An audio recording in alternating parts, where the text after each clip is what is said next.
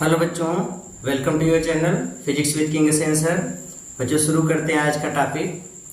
बच्चों आज के इस टॉपिक में हम लोग सीखेंगे motion of charge particle in an uniform magnetic field. बच्चों इसके पहले वाले वीडियो में हम लोगों ने ये सीखा कि जब भी कोई चार्ज पार्टिकल किसी मैग्नेटिक फील्ड के अंदर मोशन करता है तो हमेशा उस पर एक फोर्स लगता है, दैट इज लॉरेंज फोर्स। जब भी कोई चार्ज पार्टिकल किसी मैग्नेटिक फील्ड के अंदर मोशन करता है तो उस पर हमेशा एक फोर्स काम करता है जिसको हम लॉरेंज बल कहते हैं। तो अब उस लॉरेंज बल के प्रभाव में जब वो मैग्नेटिक फील्ड के अंदर मोशन करता है तो उसका रास्ता किस तरीके का होता है, किस रास्ते पे वो गति करता है, ये केसेस हमको पढ़ने हैं। कब उसका रास्ता एक लीनियर पथ होता है, कब वह ऐसे एक स्पाइरल एक हेलिक्स बनाते हुए मोशन करता है, कुंडलिनी, कब उसका पथ सर्कुलर हो जाता है, यही सारी चीजें हम लोगों को पढ़ना है। ओके, तो शुरू करते हैं बच्चों टॉपिक को। एक समान चुंबकीय क्षेत्र में गतिशील आवेश की गति या गतिशील आवेश का गमन पथ, ट्रेजेक्ट्री और मोशन, ट्रेजेक्ट्री कैसी होगी या फिर motion of charge particle in a uniform magnetic field. पहला केस लेते हैं बच्चों, इसमें तीन स्थितियां हैं। हम लोग पहला केस लेते हैं। इस केस में चार्ज पार्टिकल, सपोज देखिए यहाँ पर एक यूनिफॉर्म मैग्नेटिक फील्ड बना हुआ है, this is uniform magnetic field B. ये एक समान चुंबकीय क्षेत्र बी है। इस एक समान चुंबकीय क्षेत्र में कोई एक चार्ज पार्टिकल है Q, ये v वेलोसिटी से इस मैग्नेटिक फील्ड की डायरेक्शन में ही इंटर करता है। जिधर मैग्नेटिक फील्ड है, मैग्नेटिक फील्ड की ही दिशा में ऐसे गति करता है। जब चार्ज पार्टिकल मैग्नेटिक फील्ड की ही डायरेक्शन में मोशन करेगा तो इस पर कितना लॉरेंज फोर्स लगेगा। तो लॉरेंज फोर्स का फार्मूला है F बराबर QVB sin थीटा। क्या है? F बराबर QVB sin थीटा। अब here theta is angle between magnetic field vector and velocity vector. ये तो V की डायरेक्शन और B की डायरेक्शन के बीच का एंगल है। जब दोनों एक ही डायरेक्शन में हो गए तो दोनों एक ही डायरेक्शन में होने के बाद थीटा कितना हो गया? 0 डिग्री। और थीटा 0 डिग्री हो जाने के बाद फोर्स कितना लगेगा? तो F बराबर QVB sin 0 की वैल्यू 0, तो फोर्स कितना? 0। तो बच्चों जब भी कोई चार्ज पार्टिकल मैग्नेटिक फील्ड की डायरेक्शन में इंटर करता है तो ऐसी स्थिति में उस पर लगने वाला लॉरेंज फोर्स 0 हो जाता है। तो न्यूटन्स लॉ ऑफ इनर्शिया से या न्यूटन के जो जड़त्व का नियम है ये कहता है कि अगर कोई ऑब्जेक्ट एक डायरेक्शन में किसी निश्चित वेग से गति कर रहा है तो उसी डायरेक्शन में गति करता रहेगा, क्योंकि उसका डायरेक्शन या उसकी स्थिति तब तक नहीं बदल सकती जब तक कि उस पर कोई एक्सटर्नल फोर्स ना लगे। तो इस पर एक्सटर्नल फोर्स वही लॉरेंज बल लगता है, वो तो 0 हो गया, इसलिए जिस दिशा में गति कर रहा है उसी दिशा में ही गति करता चला जाएगा। अगर उसी दिशा में गति करता हुआ आगे चला जाएगा तो इसका रास्ता कैसा हो जाएगा? एक स्ट्रेट लाइन, एक सरल रेखा। मतलब जब कोई ऑब्जेक्ट मैग्नेटिक फील्ड की डायरेक्शन में मोशन करता है तो उसका जो रास्ता होता है, उसका जो पथ होता है वो कैसा होता है? लीनियर या स्ट्रेट लाइन। इसी को हम लोग हिंदी में बोलते हैं सरल रेखीय पथ होता है। कैसा होता है? सरल रेखीय पथ। क्लियर हो गया? तो इस तरीके से हम लोग पथ बता सकते हैं पहले केस में। दूसरा केस लेते हैं बच्चों, जब मैग्नेटिक फील्ड के परपेंडिकुलर अगर चार्ज पार्टिकल इंटर करता है तब क्या होगा। आज ये केस सेकंड लेते हैं। केस सेकंड ये है बच्चों, जब आवेश चुंबकीय क्षेत्र के लंबवत गति करे, लंबवत प्रवेश करे या गति करे। सपोज एक मैग्नेटिक फील्ड बना हुआ है ये है यूनिफॉर्म मैग्नेटिक फील्ड जिसकी डायरेक्शन है अंदर की तरफ। ये यूनिफॉर्म मैग्नेटिक फील्ड बना हुआ है, इसकी डायरेक्शन अंदर की तरफ है। एक charge particle Q v velocity से इसमें इंटर करता है। ये मैग्नेटिक फील्ड अंदर की तरफ, वेलोसिटी इधर, तो दोनों के बीच का एंगल थीटा कितना हो गया 90 डिग्री। क्या यहाँ पर भी फोर्स जीरो होगा? तो फोर्स जीरो नहीं होगा, क्योंकि लॉरेंज फोर्स F बराबर क्यू वी बी साइन 90 और साइन 90 की वैल्यू 1, तो फोर्स बराबर हो गया क्यू वी बी, मतलब इतना फोर्स लगेगा। तो फोर्स लगता है, फोर्स जीरो नहीं होगा। अब जब फोर्स लगेगा तो उसकी डायरेक्शन तो चेंज होनी ही है। एक इम्पॉर्टेंट चीज बच्चों कि जब भी मोशन की डायरेक्शन के, मोशन इधर हो रहा है और मोशन की डायरेक्शन के परपेंडिकुलर अगर फोर्स लगता है तो हमेशा याद रखो जो ऑब्जेक्ट है उसका पथ स्मूथ कर्व बनाते हुए ऐसे टर्न हो जाता है, ऐसे मुड़ जाता है, एक स्मूथ कर्व बनाते हुए। ऐसा नहीं कि इधर चल रहा था, फोर्स इधर लग गया तो इसका रास्ता ऐसे बेंट हो गया, नहीं, बेंट नहीं होता। अगर वेलोसिटी की डायरेक्शन के परपेंडिकुलर फोर्स लगता है तो ऑब्जेक्ट का रास्ता ऐसे स्मूथ कर्व बनता है। ठीक है, जैसे मान लो अगर मैं इसी मार्कर को ऐसे फेंकूं, अगर मैं इसी पेन को ऐसे फेंकता हूं अर्थ के पैरेलल ऐसे फेंक दूं, तो ये इसके गति की दिशा, पृथ्वी इस पर जो गुरुत्वाकर्षण बल लगा रही है नीचे, तो फोर्स की डायरेक्शन ये, इसकी डायरेक्शन ये। जब ये गिरेगा तो यहाँ से ऐसे नीचे नहीं गिरेगा, यहाँ से जाएगा ऐसे स्मूथ कर्व बनाते हुए ऐसे नीचे आएगा। ठीक है, तो अगर मैं इसको फेंकूंगा तो ये ऐसे जाएगा और स्मूथ कर्व बनाते हुए ऐसे नीचे गिरेगा। ये नहीं कि यहाँ आया ऐसे मुड़ करके तुरंत नीचे, ऐसे नहीं जाता। ठीक है, तो अगर फोर्स की डायरेक्शन वेलोसिटी की डायरेक्शन के परपेंडिकुलर होती है तो हमेशा उसका रास्ता स्मूथ कर्व बनाते हुए मुड़ता है। ओके, तो यहाँ पे बच्चों जब कोई चार्ज पार्टिकल मैग्नेटिक फील्ड में परपेंडिकुलर इंटर करता है तो उस पर एक फोर्स लगेगा। लॉरेंज फोर्स की डायरेक्शन हम फ्लेमिंग के बाएं हाथ के नियम से निकालते हैं। फ्लेमिंग का बाएं हाथ का नियम क्या है कि अगर हम तीनों अंगुलियों को इस तरीके से एडजस्ट करते हैं तो ये वाली अंगुली किसको शो करती है? मैग्नेटिक फील्ड को। ये वाली अंगुली किसको शो करती है? Direction of motion of charge particle को। ये किसको शो करती है? तो फोर्स की डायरेक्शन को। तो ये force, magnetic field, motion of charge. अब तीनों के अनुसार देखो, चार्ज पार्टिकल किधर इंटर कर रहा है? मैग्नेटिक फील्ड में, तो इसकी डायरेक्शन इधर है, तो ये वाली अंगुली को इधर कर दो। ओके, मैग्नेटिक फील्ड अंदर की तरफ है तो ये वाली अंगुली अंदर की तरफ कर दो। अब फोर्स देखो किधर जा रहा है? ऊपर की तरफ। फोर्स ऊपर की तरफ लग रहा है, अंगूठा ऊपर की तरफ जा रहा है, तो वेलोसिटी की डायरेक्शन इधर है। ये देखो वेलोसिटी की डायरेक्शन इधर है, ये वेलोसिटी की डायरेक्शन है और फोर्स इस पर ऊपर की तरफ लग रहा है ऐसे, ये फोर्स की डायरेक्शन है। तो ये ऑब्जेक्ट अब वेलोसिटी की डायरेक्शन से परपेंडिकुलर फोर्स है तो ये अपने रास्ते को ऐसे स्मूथली ऐसे घुमा देगा यहाँ पे। जैसे ही यहाँ पे पहुंचा, अब देखो वेलोसिटी की डायरेक्शन, वेग की दिशा हमेशा टेंजेंशियल होती है। वेग की दिशा या वक्र पर वेलोसिटी की डायरेक्शन हमेशा उस वक्र के स्पर्श रेखा के अनुदिश होती है। तो जैसे इधर मुड़ा, वेलोसिटी की डायरेक्शन इधर हो गई। अब फोर्स किधर लगेगा? तो फोर्स की डायरेक्शन देखोगे तो मैग्नेटिक फील्ड इधर, अब वेलोसिटी ऊपर की तरफ है तो वेलोसिटी ऊपर, मैग्नेटिक फील्ड अंदर। अब देखो इस चीज को आप ऐसे समझो कि ये वाली अंगुली, ये इसको आप अंदर कर दो तो ये अंदर हो गया, वेलोसिटी ऊपर की तरफ तो ये बीच वाली अंगुली ऊपर। फोर्स किधर जाएगा? इस साइड में। ये किधर जाएगा? इस साइड में। तो इस डायरेक्शन में फोर्स हो गया तो फोर्स की डायरेक्शन इधर हो गई, ये फोर्स की डायरेक्शन इधर, तो फोर्स की डायरेक्शन इधर, मतलब फोर्स इस डायरेक्शन में लगेगा। अब फिर से वेलोसिटी के परपेंडिकुलर फोर्स लग रहा है तो फिर से इसके रास्ते को स्मूथ कर्व बना देगा, ये घूम करके इधर चला आया। अब जैसे इधर आया वेलोसिटी की डायरेक्शन फिर से टेंजेंशियल हो गई, ये वेलोसिटी की डायरेक्शन।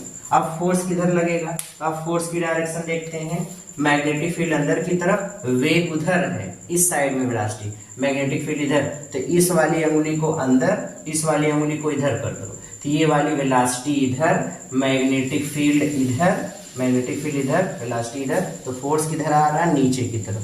फोर्स किधर आ रहा है, नीचे की तरफ। तो नीचे की तरफ फोर्स लग रहा है तो फोर्स इधर कर दो, ये फोर्स की डायरेक्शन हो गई। फिर से वेलोसिटी के परपेंडिकुलर फोर्स, फिर से इसको ऐसे ही स्मूथ कर्व बना देगा। तो स्मूथ कर्व बना करके ऐसे घुमाएगा। अब वेलोसिटी की डायरेक्शन नीचे की तरफ, अब फोर्स किधर लगेगा, तो आप देखेंगे तो वेलोसिटी की डायरेक्शन नीचे की तरफ, इसको नीचे की तरफ कर दो, बीच वाली उंगली नीचे, मैग्नेटिक फील्ड अंदर की तरफ, मैग्नेटिक फील्ड अंदर की तरफ। तो फोर्स किधर आ गया, फोर्स किधर आ गया, इधर, इस साइड में। तो फोर्स इधर आ गया, तो फोर्स की डायरेक्शन अगर इधर हो गई तो अब फोर्स की डायरेक्शन इधर हो गई, तो एफ की डायरेक्शन इधर कर दीजिए। फिर से वेलोसिटी के परपेंडिकुलर है, तो फिर से इसके रास्ते को ऐसे स्मूथ कर्व बनाते हुए घुमा देगा। ये एट लास्ट ये घूमते घूमते एक सर्कुलर पथ को अपनाता है। कैसे रास्ते को अपनाता है, सर्कुलर पथ। तो याद रखिए, दूसरा रिजल्ट ये मिला कि जब आवेशित कण या जब चार्ज पार्टिकल मैग्नेटिक फील्ड के परपेंडिकुलर इंटर करता है तो वह मैग्नेटिक फील्ड में एक सर्कुलर पथ पर घूमने लगता है। कैसे रास्ते पर, सर्कुलर पथ पर घूमने लगता है। अब इससे रिलेटेड कुछ चीजें बच्चों हम लोग फाइंड कर सकते हैं कि देखो, अब चूंकि सर्कुलर पथ पर घूम रहा है, अब सर्कुलर मोशन के लिए एक सेंट्रीपिटल फोर्स चाहिए। मान लो कि जो चार्ज पार्टिकल इंटर किया है, इस पर चार्ज है Q, मास है इसका V वेलोसिटी से इंटर किया है, और उसके बाद R रेडियस के पथ पर सर्कुलर मोशन कर रहा है। तो जब सर्कुलर मोशन करेगा तो इस पर एक सेंट्रीपिटल फोर्स लगेगा, और सेंट्रीपिटल फोर्स का काम देखो कौन कर रहा है, लॉरेंज बल। उस लॉरेंज बल की दिशा हमेशा देखो सेंटर की तरफ है, इसलिए हम बोल सकते हैं कि इस केस में सर्कुलर मोशन के लिए जो आवश्यक अभिकेंद्र बल है अभिकेंद्र बल है, सेंट्रीपिटल फोर्स है, ये लॉरेंज बल से मिल रहा है। किस बल से, लॉरेंज बल। अब सेंट्रीपिटल फोर्स क्या होता है, mv²/r। अगर m मास का पार्टिकल r रेडियस के सर्कुलर पथ पे v वेलोसिटी से चक्कर लगाता है तो उस पर कितना सेंट्रीपिटल फोर्स लगता है, F बराबर mv²/r। इतना बराबर लॉरेंज बल कितना लगेगा इस पे, qvb sin थीटा 90, तो F बराबर qvb। यहाँ स्क्वायर से एक v मर गया, तो mv/r बराबर qb, या अगर मैं r बराबर निकालूंगा तो ये हो जाएगा mv/qb। इतना मतलब किस रेडियस पर चक्कर लगाता है, किस रेडियस के पथ पर चक्कर लगाता है, तो आंसर है r बराबर mv/qb। क्लियर है बच्चों, देखो qv m सारी चीजें कांस्टेंट है, तो r is directly proportional to v। जैसे जैसे पार्टिकल की वेलोसिटी बढ़ती जाती है, वेग बढ़ने पर वो बड़े पथ की या बड़ी त्रिज्या के पथ को अपनाता है। जब कण का वेग अधिक होगा तो बड़ी त्रिज्या के पथ को अपनाएगा, कण का वेग कम होगा तो छोटी त्रिज्या के पथ को अपनाएगा। मतलब सर्कुलर मोशन दोनों केसेस में होंगे, लेकिन अगर ज्यादा वेलोसिटी रहेगी तो बड़ी त्रिज्या बनेगी, कम वेलोसिटी रहेगी तो छोटी त्रिज्या बनेगी। ये है। अच्छा, मान लो एक चक्कर लगाता है तो एक चक्कर कितने टाइम में लगा लेता है, इसका टाइम पीरियड कितना होता है। तो टाइम पीरियड अगर हम निकालें तो टाइम पीरियड को भी हम लोग फाइंड कर सकते हैं। देखिए टाइम पीरियड कितना होगा, टाइम पीरियड या आवर्तकाल। बच्चों टाइम पीरियड जो होता है, बच्चों जो टाइम पीरियड होता है वो टाइम पीरियड होता है बच्चों, उसको समझते रहिए। टाइम पीरियड जो होता है वो होता है एक चक्कर का समय। टाइम पीरियड होता है एक चक्कर का समय, और समय बराबर होता है दूरी बटा 4। तो एक चक्कर में कितनी दूरी तय करेगा, जितनी इसकी परिधि है। दिस इज 2πr, रेडियस है r, तो 2πr अपन वेलोसिटी है v। तो ये इसका फार्मूला हो गया, t बराबर 2π/v। r किसके बराबर होता है, तो r बराबर होता है mv/qb। अब v से v मर गया तो t बराबर 2πm/qb। ये है।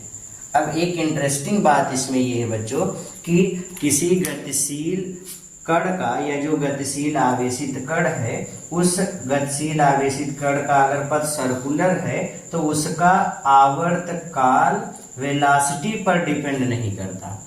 मतलब अगर मान लो एक चार्ज पार्टिकल 20 की रफ्तार से गया, एक चार्ज पार्टिकल मान लो कोई अल्फा पार्टिकल 20 की रफ्तार से गया, तो 20 की रफ्तार से जाने पर एक वृत्ताकार पथ पूरा करने पे अगर 5 सेकंड का टाइम ले रहा है, तो वही अल्फा पार्टिकल अगर 40 की रफ्तार से जाएगा तब भी 5 ही सेकंड में अपना एक चक्कर लगा लेगा। अब रीजन क्या है? तो रीजन ये है वेलोसिटी बढ़ी तो उसकी त्रिज्या बढ़ गई तो बड़ा रास्ता तय करेगा, तो 5 सेकंड ले रहा है। लेकिन वेलोसिटी कम हुई, जैसे स्लो हुआ तो रास्ता भी तो छोटा हो गया, इसलिए एक चक्कर 5 ही सेकंड में लगा लेता है। तो मतलब वेलोसिटी पर टाइम पीरियड डिपेंड नहीं करता। Time period is not depend on velocity. Clear हो गया? ओके। तो इस तरीके से आवर्तकाल निकाल सकते हैं, रेडियस निकाल सकते हैं। हमसे एनर्जी पूछ लेगा तो वो भी हम फाइंड कर ले जाएंगे। एनर्जी कैसे फाइंड करेंगे? तो एनर्जी के लिए हमारे पास एक फार्मूला है। जैसे मान लो आप मोशन कर रहा है तो काइनेटिक एनर्जी होगी। काइनेटिक एनर्जी का फार्मूला गतिज ऊर्जा, कितनी काइनेटिक एनर्जी होगी अगर इसको निकालें तो गतिज ऊर्जा के बराबर क्या होता है? Half m v square. के बराबर half m but is v, v की वैल्यू यहां से फाइंड करोगे तो क्यू बी आर बटे एम, तो q square B square r square बटे एम स्क्वायर, वी का स्क्वायर कर देंगे तो यम से एक एम कैंसिल, तो के बराबर q square B square r square बटे 2m। यहाँ से हम वो हर अननोन क्वांटिटी फाइंड कर लेंगे जो क्वांटिटी हमको फाइंड करनी है। क्लियर हो गया? तो बच्चों दूसरा निष्कर्ष क्या है कि अगर कोई चार्ज पार्टिकल मैग्नेटिक फील्ड की डायरेक्शन के परपेंडिकुलर मोशन करता है तो उसका पथ सर्कुलर हो जाता है। सर्कुलर पथ पे वो चक्कर लगाता रहता है और इस सर्कुलर पथ की जो रेडियस होती है m v by q B, मतलब रेडियस वेलोसिटी पर डिपेंड करती है। वेलोसिटी बढ़ेगी बड़ी त्रिज्या का पथ अपनाएगा, वेलोसिटी घटेगी तो छोटी त्रिज्या का पथ अपनाएगा। और इस पार्टिकल का या सर्कुलर मोशन में पार्टिकल का चार्ज पार्टिकल का टाइम पीरियड कितना होता है? टी बराबर 2 पाई एम अपान क्यू बी। ये वेलोसिटी पर डिपेंड नहीं करती। ओके। कितनी काइनेटिक एनर्जी होती है इसके पास? तो q square B square r square by 2m। इतनी चीजें पढ़ा। और इसके पहले वाले केस में हम लोगों ने पढ़ा था केस फर्स्ट में, अगर चार्ज पार्टिकल मैग्नेटिक फील्ड की डायरेक्शन में इंटर करता है तो ऐसी स्थिति में उसका पथ लीनियर होता है, सरल देखिए। थर्ड केस लेते हैं बच्चा, तीसरी स्थिति, केस थर्ड।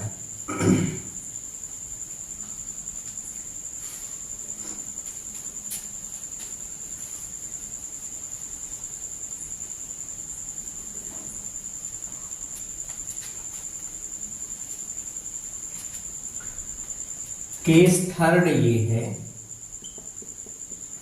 कि जब आवेशित कण चुंबकीय क्षेत्र में तिरछा प्रवेश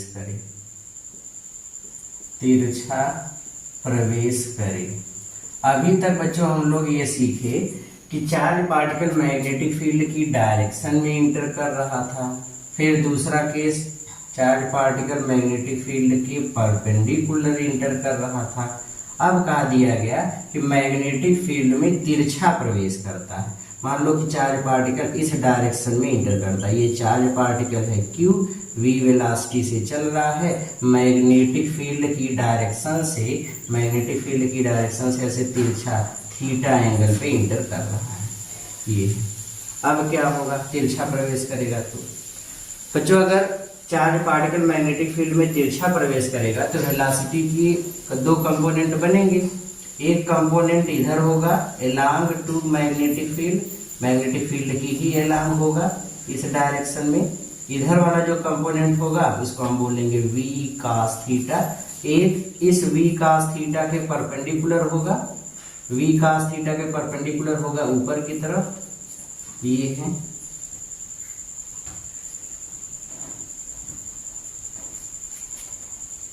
v cos थीटा के परपेंडिकुलर इधर, v cos थीटा के परपेंडिकुलर इधर होगा, जिसको हम बोलेंगे लंबवत घटक है v sin थीटा। देखिए जब चार्ज पार्टिकल मैग्नेटिक फील्ड की डायरेक्शन से तिरछा किसी एंगल थीटा एंगल पर प्रवेश करता है, तो ऐसी स्थिति में वेलोसिटी के दो कंपोनेंट होता है, एक v sin थीटा, एक v cos थीटा। दोनों कंपोनेंट का इफेक्ट ये होता है कि v cos theta magnetic field की डायरेक्शन में है, तो अगर वेलोसिटी मैग्नेटिक फील्ड की डायरेक्शन में होगा तो वो चार्ज पार्टिकल को लीनियर पथ पे ऐसे क्षैतिजता आगे ले जाने की कोशिश करेगा, हॉरिजॉन्टली आगे मूव कराने की कोशिश करेगा। और अगर वेलोसिटी और मैग्नेटिक फील्ड एक दूसरे के परपेंडिकुलर है तो चार्ज पार्टिकल सर्कुलर मोशन करता है। अभी हम लोगों ने देखा कि अगर वेलोसिटी और मैग्नेटिक फील्ड एक ही डायरेक्शन में तो रास्ता उसका लीनियर, और मैग्नेटिक फील्ड और वेलोसिटी परपेंडिकुलर तो मैग्नेटिक फील्ड में उसका पथ सर्कुलर। तो यहाँ पे v cos theta magnetic field की डायरेक्शन में, तो ये चार्ज पार्टिकल को ऐसे लीनियर क्षैतिजता ऐसे आगे बढ़ाना चाहता है, लीनियर ऐसे मोशन कराना चाहता है।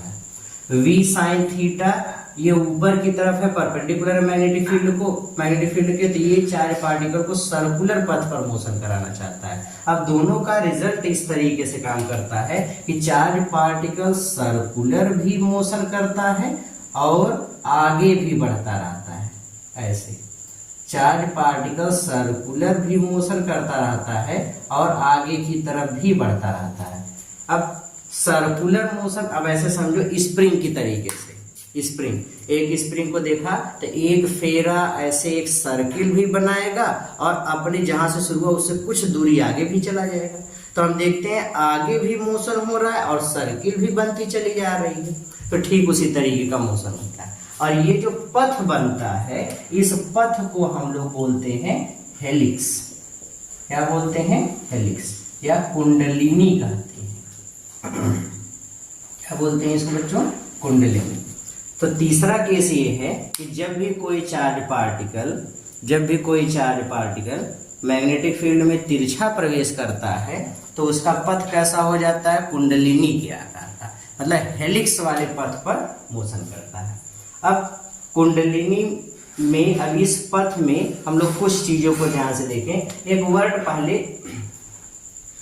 एक चीज जैसे पहले, अब अगर लंबवत तिरछा प्रवेश किया, सर्कुलर भी मोशन कर रहा, आगे भी चल रहा है, तो सर्कुलर मोशन करते समय, अब चूंकि हेलिक्स में देखिए सर्किल भी बन रही है और आगे भी जा रहा है, जैसे हमने बताया स्प्रिंग की तरीके से सर्किल भी बनेगा, आगे भी बढ़ती रहेगी। तो आगे बढ़ाने के लिए कौन जिम्मेदार? v cos theta. सर्कुलर चलाने के लिए कौन जिम्मेदार? v sin theta.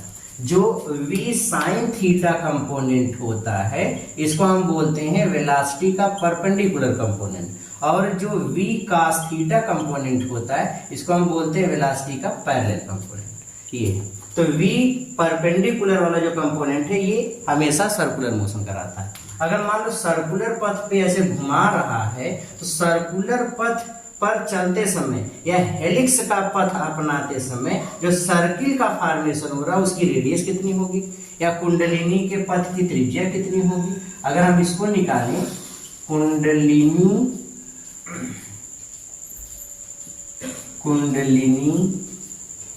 के पथ की त्रिज्या, कुंडलिनी के पथ की त्रिज्या, जो रेडियस का फार्मूला हम लोग इसके पहले पढ़े थे, अभी सेकंड केस में r बराबर होता है mv/qb। अब चूंकि कौन सी वेलोसिटी इसको सर्कुलर या कुंडलिनी के पथ पर, अब कौन सी वेलोसिटी सर्किल का फॉर्मेशन कराती है, तो आंसर है v परपेंडिकुलर, इसलिए सर्किल वहीं बनेगा तो उसकी रेडियस निकालना है तो यहाँ पे v परपेंडिकुलर लेंगे। अब वैल्यू पुटअप कर दो, r बराबर m, v परपेंडिकुलर कौन सा है? v sin theta divide by qb, इस रेडियस के पथ को अपनाता है। टाइम पीरियड कितना होगा? तो दूसरे केस में अगर हम टाइम पीरियड निकालें या आवर्तकाल निकालें तो आवर्तकाल का फार्मूला देखो, t बराबर 2πm अपान qb। तो यहाँ पे हम देखते हैं वेलोसिटी का टर्म है ये नहीं है। अगर वेलोसिटी है ही नहीं तो ऐसी स्थिति में हम बोलेंगे कि इसका आवर्तकाल उतना ही रहेगा, आवर्तकाल पे कोई प्रभाव नहीं पड़ेगा। फिर तीसरी चीज, एक चीज हम लोग बच्चों यहाँ पे सीखते हैं, कुंडलिनी का पिच, इसके बारे में डिस्कस कर लेते हैं। कुंडलिनी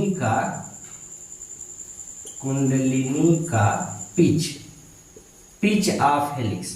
पिच का मतलब ये होता है बच्चों, पहले पिच का मतलब समझो, देखो ध्यान से समझो। मान लो स्प्रिंग, अब स्प्रिंग के शेप में ऐसे आगे बढ़ते बढ़ते जाता है। स्प्रिंग जहां से शुरू हुई स्प्रिंग जहां से शुरू हुई, अगर वो अपना एक चक्कर ऐसे पूरा करेगी, एक सर्किल कंप्लीट करेगी, तो अपने स्थान से कुछ तो खिसकेगी, ऐसे तो होगा। जहां से स्प्रिंग से अगर उसको पकड़ो और एक सर्किल ऐसे कंप्लीट करके आओ, तो देखो ये अपने स्थान से कुछ खिसक जाएगी।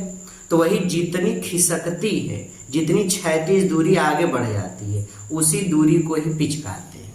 ठीक है, तो कुंडलिनी के पथ पर गतिशील आवेशित कण एक चक्कर पूरा करने में जितनी क्षैतिज दूरी आगे बढ़ जाता है, कुंडलिनी के पथ पर गतिशील आवेशित कण एक चक्कर पूरा करने में जितनी क्षैतिज दूरी आगे बढ़ जाता है, उसी को ही हम लोग कुंडलिनी का पिच कहते हैं। अर्थात पिच का हम लोग फार्मूला बता सकते हैं, पिच बराबर, अब क्षैतिज दूरी को पिच कहते हैं, तो कितना, अब दूरी बराबर होता है चाल गुणे समय, तो चाल गुणे समय कर दीजिए। चाल मतलब कौन सी चाल, तो आंसर है हॉरिजॉन्टल वाली, और कितने समय में, एक चक्कर पूरा करने में, मतलब टाइम पीरियड या आवर्तकाल। अब v परपेंडिकुलर v पैरेलल किसके बराबर होता है, या v पैरेलल मैग्नेटिक फील्ड की डायरेक्शन वाला कंपोनेंट v cos थीटा, और टाइम पीरियड किसके बराबर है 2 पाई m बाई क्यू पी। ये पिच का फार्मूला है। तो इस तरीके से हम लोग पिच की वैल्यू फाइंड कर सकते हैं। क्लियर हो गया? ओके। तो बच्चों एक चीज अब क्लियर हो गया कि अगर कोई चार्ज पार्टिकल, जैसे हम लोग की टॉपिक क्या थी, एक समान चुंबकीय क्षेत्र में गतिशील आवेश की गति या उसका गमन पथ किस तरीके की पथ पर गतिशील होता है। तो हम लोग 3 केस पढ़े। पहला, अगर मैग्नेटिक फील्ड की डायरेक्शन में इंटर करेगा तो कैसा रास्ता अपनाएगा, तो आंसर है मैग्नेटिक फील्ड की डायरेक्शन में जाएगा, तो उसका रास्ता एक लीनियर पथ होगा। मैग्नेटिक फील्ड के परपेंडिकुलर इंटर करेगा तो सर्कुलर पथ अपनाएगा। थर्ड केस है, अगर तिरछा इंटर करेगा तो कुंडलिनी हेलिक्स का पथ बनाते हुए आगे जाएगा। फिर उसके बारे में डिफरेंट जानकारियां हैं। क्लियर हो गया? ओके। तो बच्चों आज के इस टॉपिक में यहीं तक सॉल्व करेंगे। कल के वीडियो में हम लोग इसी टॉपिक पर क्वेश्चन सॉल्व करेंगे, न्यूमेरिकल सॉल्व करेंगे और कुछ अच्छी बातों को सीखेंगे इसी से रिलेटेड। तब तक पढ़ते रहिए, मेहनत करते रहिए। All the very very very best.